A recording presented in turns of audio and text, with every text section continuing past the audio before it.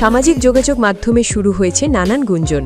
ঢালিউডের king Shakib খানের বিপরীতে দেখা যেতে পারে পাকিস্তানের জনপ্রিয় অভিনেত্রী হানিয়া আমিরকে। কিন্তু এই গুঞ্জনের পেছনে কি সত্যি কোনো ভিত্তি আছে, নাকি এটা শুধুই ভক্তদের কল্পনা?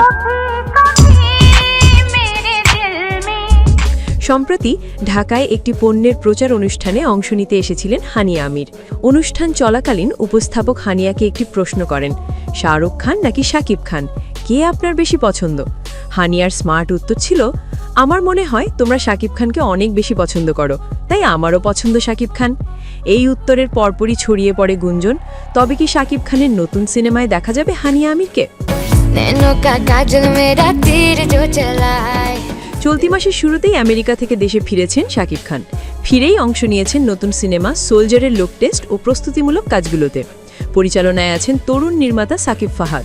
এদিকে আরও একটি সিনেমা প্রিন্স, পরিচালনায় আবু হায়াত মাহমুদ। এই দুই সিনেমাতেই কাজ শুরু করছেন শাকিব খান খুব শিগগিরই। তবে প্রশ্ন থেকে যায়, হানিয়া আমির কি এই দুটি সিনেমার কোনো একটিতে অভিনয় করছেন? আমরা যোগাযোগ করি সোলজার সিনেমার পরিচালক সাকিব ফাহাদের সঙ্গে। তিনি সরাসরি জানিয়ে দেন, না, আমাদের সিনেমায় হানিয়া আমির নেই। একই প্রশ্ন করা হয় প্রিন্স সিনেমার পরিচালক আবু হায়াত মাহমুদকেও। তিনিও স্পষ্টভাবে বলেন, আমাদের সিনেমায় কোনো পাকিস্তানি অভিনেত্রী নেই, অন্তত আপাতত না। গুঞ্জনের মূল উৎস ছিল হানিয়াসি মজার উত্তর এবং তার ঢাকায় আসা। তবে এইটুকু নিশ্চিত, এখন পর্যন্ত শাকিব খানের কোনো সিনেমায় হানিয়া আমির চূড়ান্ত নন।